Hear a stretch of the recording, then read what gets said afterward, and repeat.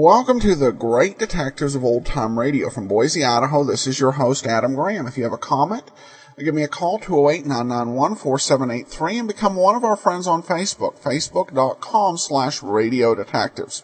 Well, today it's time to start an exciting series called The Adventures of Frank Race. This came from the Broadcasters Program Syndicate, which was a syndicate in the mid-40s. It did not syndicate as many shows as Ziv, which did Boston Blackie and their File Advance series, but it did several series, including Frontier Town and The Adventures of Frank Race. The series stars Tom Collins, who was liked by Carlton Morse and appeared in the series I Love Adventure. He also did a lot of radio character works, a ton of performances on Cavalcade of America. We'll definitely have some fun with some of his varied performances on this program. Frank Race is an attorney before World War II happens. In World War II, he becomes an officer of the OSS, the Office of Strategic Services. And when the war ends, life does not return to normal. Adventures become his life, and so he becomes an insurance investigator, and on occasion does some freelance international troubleshooting and just general detective work. This is kind of a mixture of Johnny Dollar and Man Called X, and it started about the same time as Johnny Dollar. The first broadcast of this show was on March the 5th of 1949. This is an audition for the show. It has a different announcer and a slightly different intro. But other than that is the normal Frank Race story. Tom Collins begins in the lead, and we have Tony Barrett, who we've heard oftentimes as a kind of villain or occasional guest character, playing the sidekick, Mark Donovan. I think this series definitely probably related to World War II veterans of the time, who often found their normal civilian lives transformed by military service. The story of Frank Race is one whose life was forever changed by the war, as was the world around him. But here now, brought to you by the support of our listeners, is The Adventure of the Hackensack Victory, a audition for The Adventures of Frank Race from February 1949. The Adventures of Frank Race, starring Tom Collins.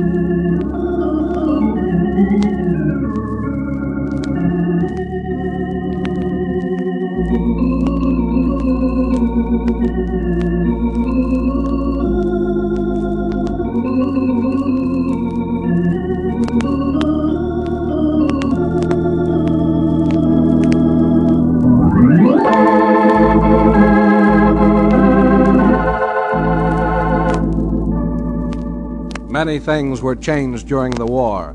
The face of the earth was altered, and the people of the earth changed. Before the war, Frank Race was an attorney, but he traded his law books for the cloak and dagger of the OSS. And when it was over, his former life was over too. Adventure had become his business. The Adventures of Frank Race.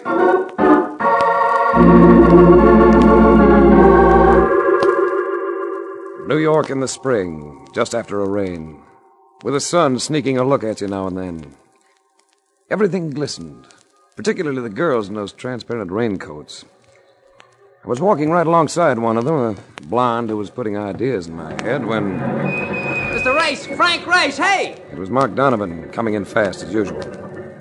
I crawled into his cab, a vehicle that looked as though it must have gone through the Battle of the Bulge.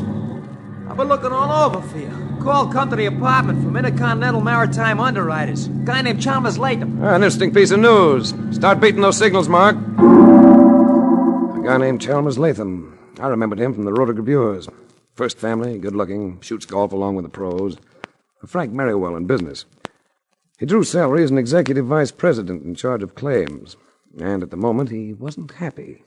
I don't believe we've met before, Race. I don't believe so. I heard of you through McCormick, our chief adjuster. Attorney, aren't you? That's right. The OSS during the war, quite a lot of foreign service, decorated several times. You've got me. Might I ask why you prefer not to practice your profession? Well, I got fidgety in courtrooms. It's a handicap, irritates the judges. I'd like to point out, Race, that the function of this office is to adjust claims, not to investigate them. But you've had one come along that looks fuzzy. Not one, two. Two freighters operated by the same firm. The claim in each case is for total loss. How did they go? Overdue and presumed lost. Frankly, they just disappeared, without traces. Ship, cargo, and crew. Well, sounds like an interesting assignment. As I just mentioned, our function is to adjust claims and, well... You don't want to make a fuss. You understand. Now, the claims may turn out to be perfectly legitimate. So I suggest that, on the surface, you make it apparent that you're not working for us. Pardon me a moment. Right. Yes? Put Mr. Neen on. No, wait a second. I'll talk to her out there. Excuse me a minute, Race. Yeah, quite all right, Latham. He took at least 15 minutes. And when he came back, he kept moving around, smoking rapidly. You free this evening, Race? I could be. I'd like to take you to Sally Deneen's for dinner. Informal or white tie? White tie. I'll pick you up at 8.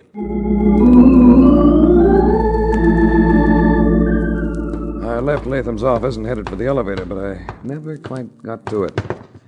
The interception came in the shape of a paunchy personality with a pair of eyes that reminded you of grapes. Peeled grapes. His face was round and without guile, and he spoke with the voice of a choir boy. We're taking the stairs. Well, I'm not seeking exercise. You know, that's a long way down. I said we're taking the stairs. You go moving your flippers and you'll pick up a crop of bruises. I got the feeling I'd pick up more than that. Those orbs told me he'd been smoking a brand they don't advertise. We took the stairs. Stay close to the buildings. And remember, one phony move and I'll plant a slug in there. There were several cabs around, but no sign of Mark Donovan. We walked about 4 blocks to finally turn in at a short blind alley, a loading dock. On hand were a couple of citizens who'd been fair game for any dragnet. One of them was an ordinary hood, but the other... Well, you remember the way a bootlegger used to dress when business was good? Slouch hat, double-breasted Chesterfield. Hello, Race. My name's Jacklin. Eddie Jacklin. Should that make me happy?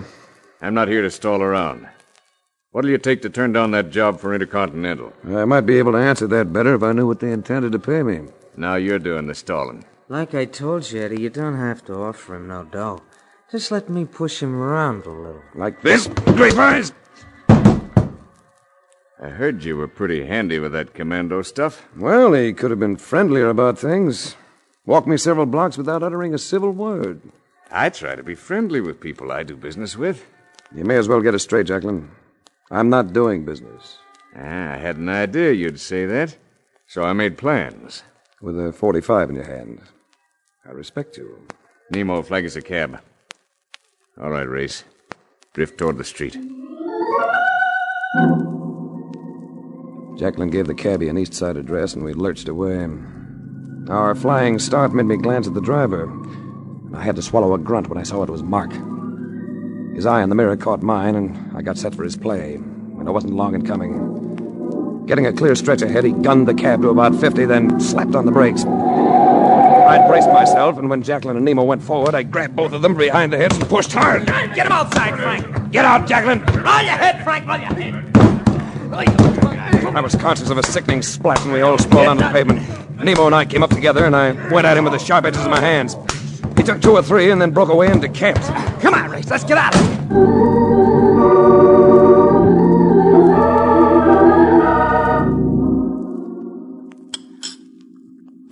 A fine fare you turn out to be. Wait for me, says the man, and that is the last I see him. Well, if you'd been watching, you'd have seen me come out of that building with a gun barrel bruising my backbone. I took 5 minutes, maybe, to snag me a cup of coffee. How much coffee do you drink in a day?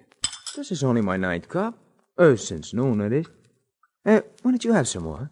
Mark, do you know about a family named Deneen? Oh, the big shots. Yeah, I know. Hauled them around once or twice. There is a girl that's a pip. Do they own ships? That's right, sure. The girl and her brother had a big court fight in 44. Hit all the headlines. Some kind of battle about running a company. No, we weren't reading very many newspapers in 44. What is cooking on all this, anyway? Dinner. They're home this evening. On the way over, Latham had briefed me on the family, but at that, I wasn't quite prepared for the militant aunt who presided over the household. Miss Deneen's aunt, Carrie Farrell, must have been about 45. Her complexion had the look of freshly stirred oatmeal. She spoke in tones that seemed to be directed at someone behind you, about 50 feet behind you. Carrie's Mr. Farrell always seemed to be smiling, apologetically, as though he felt himself to be a traitor to his sex because of being her husband. Race? Well, that's an odd name, isn't it? Has anyone ever told you that the race doesn't always go to the fleetest? I'm afraid that doesn't quite make sense, Carrie. Does to me. I'm sure it does to Mr. Race. Come along. Sally isn't here yet, but we won't wait for her. We were dabbling with a chocolate souffle, and I was wondering why Latham had bothered to set this up when she appeared in the doorway. You know, the loveliness of some women affects you gently, like the sampling of fine wine. With Sally Deneen, it reached out and took you by the lapels and said, "Look at me." She wasn't a blonde. She didn't need to be, not with that coloring, not with that thick, dusky hair. Her eyes were large and sultry. When they settled on me, I wasn't conscious of where I was. Sorry I'm late, everybody. Hello, Chalmers. What have you been doing lately? Fretting about your ships? Oh, bother the ships. Yeah, that simply amazes me, the way you all accept the situation so resignedly. What else can we do, Chalmers? None of us here knows a thing about shipping. Bob does, or should. By the way, Sally, where is your brother? I thought he'd be here tonight. With me here? Don't be silly, darling. Well, I wanted to see him because, well, I'm going to be frank with you. I hate to have to do it, but I'm forced to investigate the loss of those 2 vessels. What? And we'll keep it as quiet as possible. And I gather that Mr. Race will do the investigating. Yes. Well, whatever you think best, darling. As Uncle Matt said, we know very little about shipping.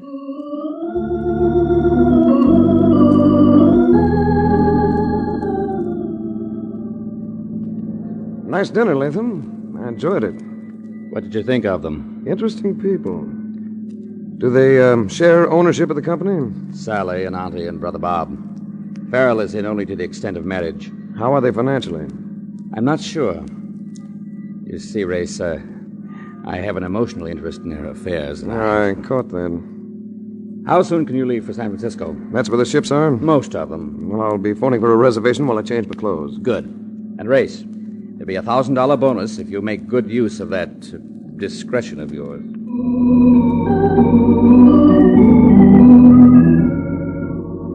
Frisco and fog. According to all reports, they're like bread and butter, particularly in the spring.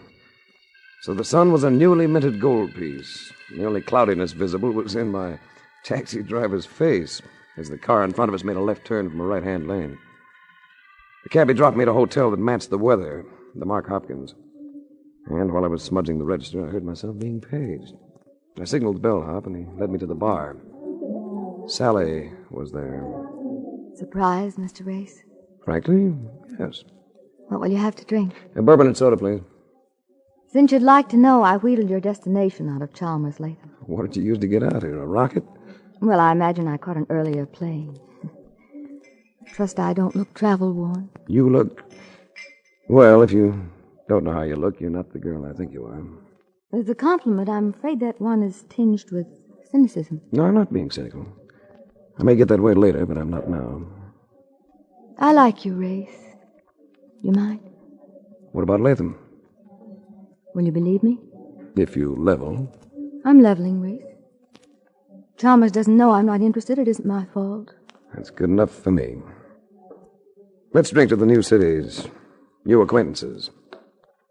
Let's drink to Oz.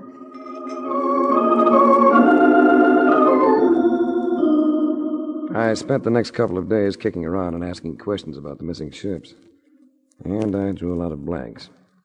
Then I ran into Sally again, at night, in the lobby of the hotel. Tell me, Race, have you been avoiding me? I've been circulating around. That's the way I earn a living. Aunt Carrie and Uncle Matt flew out. I'm having dinner with them. Why don't you join us? Here at the hotel? No. We have a house out here that we keep open the year round. St. Francis Wood. How about dinner? Oh, well, I'll enjoy that. But I'm afraid I'll be a little late. See, there's a ship in the harbor I want to have a look at. The Hackensack Victory. Oh, that's one of ours. I know. Maybe you'd like to go along. Couldn't we make it tomorrow? Let's make it tonight. Think of what it'll do for your appetite. You're a very persistent man. The Hackensack Victory is an exact counterpart of the two ships that disappeared. You don't have to come if you don't want to. I'll come.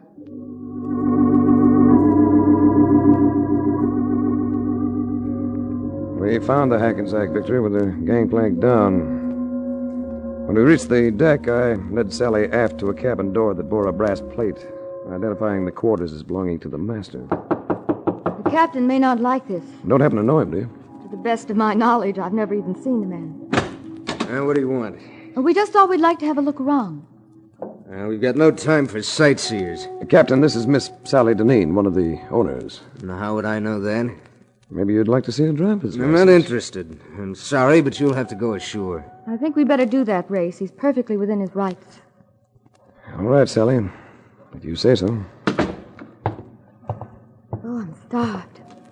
Wonder how far we'll have to walk to find a cab. You're starved, and I'm curious. What about? The world is full of sounds, mostly words. Your mind is watching while your ears listen. Surprising what people will tell you without intending to. Have I told you anything, Race? Without intending to? You didn't want me aboard that ship. Oh, that's ridiculous. You know, there's something funny about it. About the master's cabin. They've been redecorating it. Did you notice it? All that cluster of wood shavings on the floor and the smell of paint. But maybe you didn't notice. Not particularly. They've been doing something to the ceiling beams. Now, why would they do that? Race, why don't you forget your job for tonight? She stopped as she said this. So I stopped, too. I reached out, took her by the shoulders. I didn't have to do anything else. Her arms went around my neck, and for a few minutes I did no thinking whatsoever. When we broke it up, Sally seemed a little shaky herself. That was nice, Race. I thought so, too. Shall we have that dinner now? If you don't mind, I'll pass it up for now. And in the meantime? I'm going back on that vessel.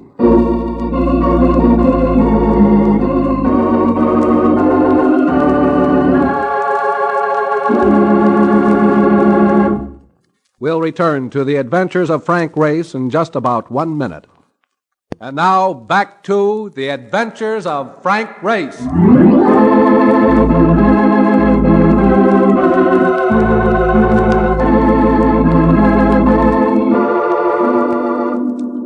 There was something wrong with the Hackensack Victory. I was sure of that.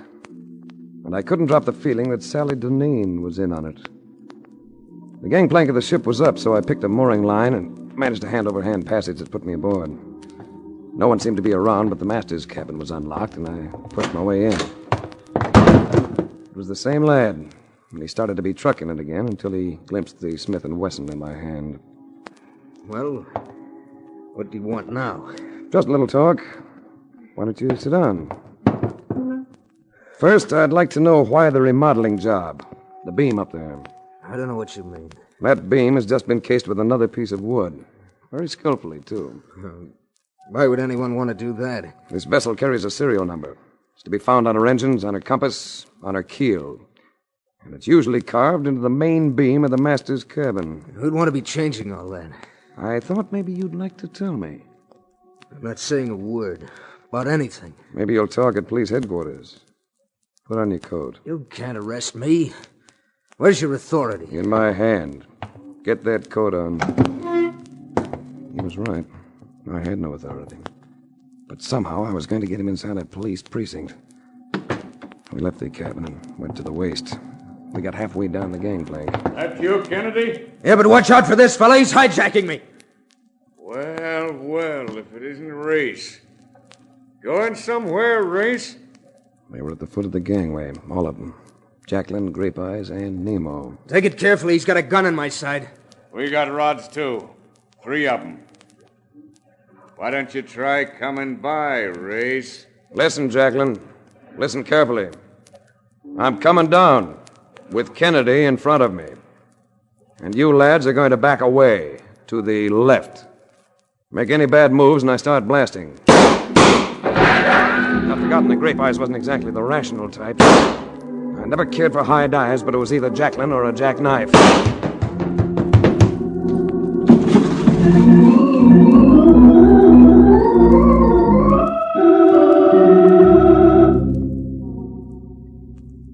I must have been a sad sight parading around with that oil slick all over me.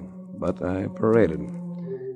At police headquarters, I wrote a description of Captain Kennedy and swore out a warrant for his arrest. Then I went to the hotel and scrubbed myself for about an hour and crawled into bed. I slept hard until... Yes? Good afternoon. Oh, hello, you. I'm sorry about last night. Adventure reared its delaying head. All is forgiven. As a matter of fact, we're getting together tonight. Aunt Carrie, Uncle Matt, you and I. So you aren't too busy. Ooh. Is this for dinner? In your honor. The address is 122 Roland Lane. St. Francis Wood? That's it. I'll be there scrubbed and combed.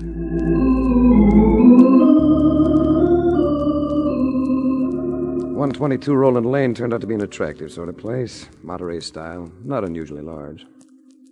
When I got inside, I was provided with the surprise of finding Chalmers Latham on hand. He drew me to one side. Anything to report? Well, first you told me. Did Sally Deneen and her brother ever patch up that disagreement they had a few years ago? No, they never patched it up. Where is the brother? Haven't any idea. Does anyone have any idea? What are you getting at? If the brother were to die, would Sally come into any money? To the best of my knowledge, his will cuts her off with a customary $1. Oh, there's Carrie and Matt. I'll talk to you later. Well, what have you been doing with yourself, Mr. Ace? Suppose I could say I've been looking for victory ships. Oh? Are there a lot of them? Good heavens, my dear. There were hundreds of them built during the war. And many a welder lost his life working between their double hulls. Some of them weren't built very well. A number of them are broken apart at sea. And that could have happened to ours, couldn't it, Race? Yeah. You look pensive, Race. Did you hear me? I said you look pensive. Yeah, it must be this cigarette. I'm trying a new brand. Oh, come now, Race. Or maybe it's because I just realized what happened to those 2 vessels. You what? All right, Race, let's have it. If you own ships insured for $250,000 apiece, it's sometimes profitable to collect that insurance, isn't it? Quite profitable. But it would be more profitable if you could collect the insurance and still have the ships, wouldn't it? More profitable and less open to detection. What are you driving at? Victory ships, and the fact that so many of them were built. Ships that are exact duplicates except for their registry. Some of them are worth $250,000, others you can pick up as salvage for a few thousand. Please come to the point, Mr. Ace. The Hackensack Victory was originally bought for a salvage price, wasn't it? I think so. I believe our company had it refitted. And that happens to be my point. The Hackensack Victory was never actually rebuilt. What? The Hackensack Victory isn't the Hackensack Victory at all. It's the Jackson Victory, one of the ships you were supposed to have lost. Why, you must be insane. It makes quite a picture. You have a sound vessel insured for a fat amount. You buy a battered sister ship for a couple of dimes, sink it somewhere, then transfer its identity to the valuable ship and declare the good one lost. Sweet maritime racket for somebody. But who? Who among us would do a thing like that? I beg your pardon, madam. There's a phone call from Mr. Race. It was the hotel, relaying a message from police headquarters. They picked up Kennedy and wanted me to come in and identify him. Sally had come to the phone with me, and I told her about it. Never mind calling a cab. We'll take my car. Come on. What could I say? We went to the car and blew out of there. Took me several minutes before I realized she was headed away from the city instead of toward it. I let out a yelp. Just relax, Race, and everybody will be happy. Hey, you little ninny, what are you trying to do? I'm sorry, Race. The company's been losing money for some time. I guess that brother of mine just couldn't take it. But I care for him, Race. I care for him, even though we don't get along. I care for him too much to see him disgraced. What, you little idiot, slow down. Don't move, Race. I'll wreck us if you do. I knew what I had to do. Grab the wheel with one hand and hit her with the other. It'd be touch and go, but...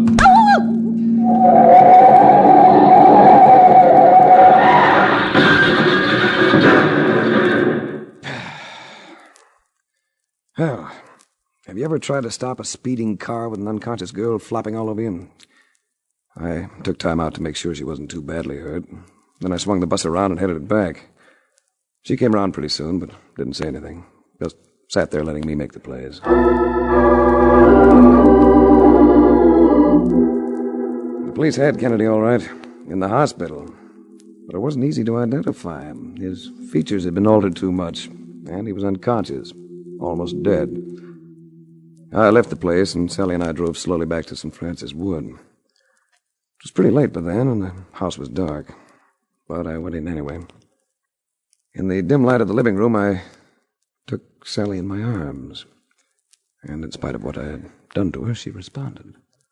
Oh, Race. When we care for each other the way we do, is it necessary for you to be so hard about things? Can't you work for me instead of the insurance company?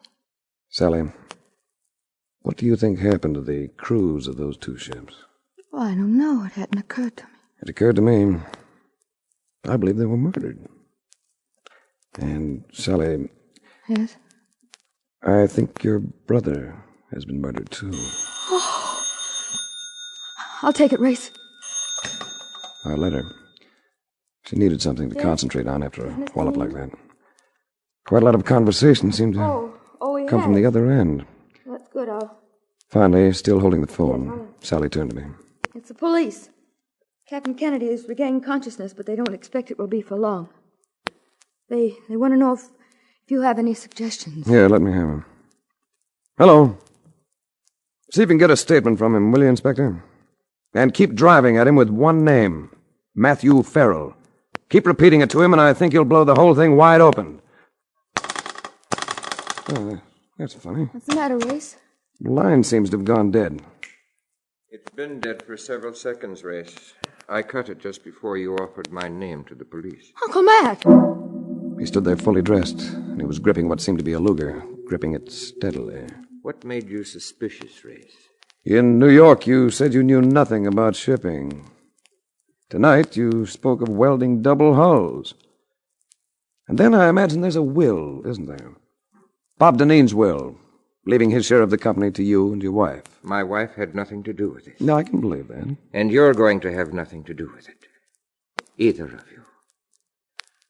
I'm sorry, Sally. Oh. He had a gun on me, but he was looking at Sally. It was a chance I had to take. I dove at it. Race! It's all right. Oh, he's dead. Yes. Had to be him or us. Oh, Race! Yes, Sally, I know. Violence isn't part of your world, is it? You really don't have any courage. We were all right until you came. I'm sorry to disturb your sheltered little world, Sally.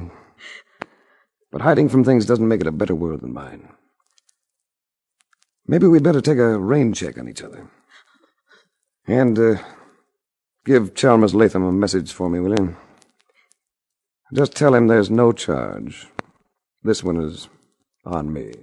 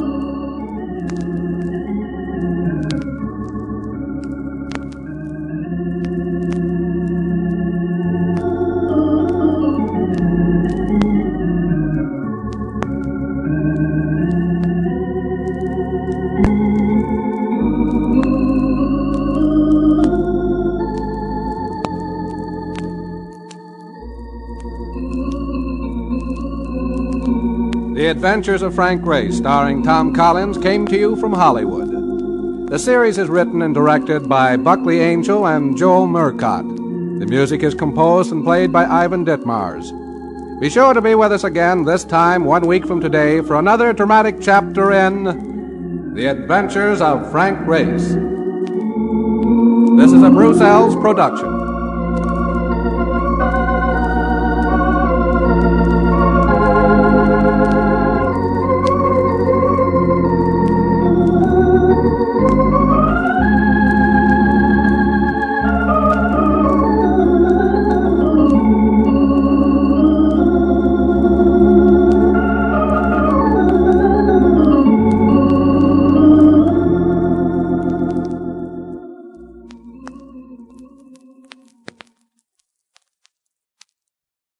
Welcome back. Well, a strong beginning to the Frank Race series. As I mentioned, once we get into the main body of the story, it is a little bit of a different sound to the intro, and I actually think that it's a little better.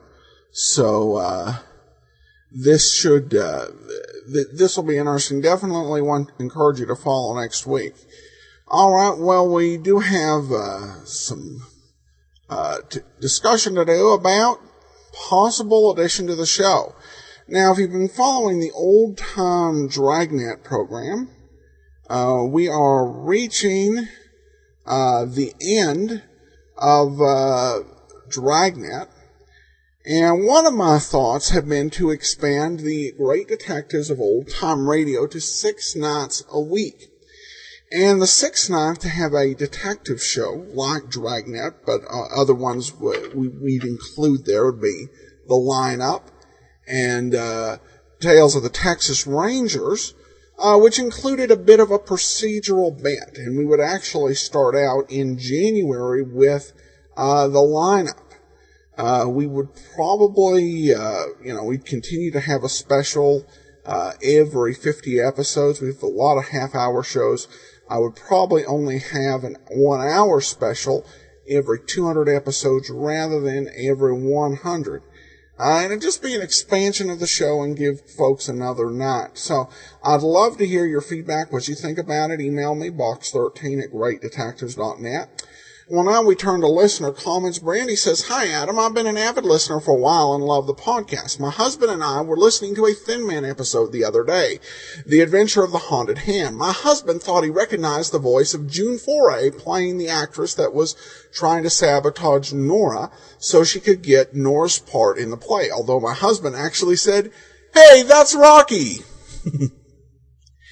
Anyway, I tried to find out no look. Would you happen to know if he was right? It happens so rarely I'd like to mark it on the calendar.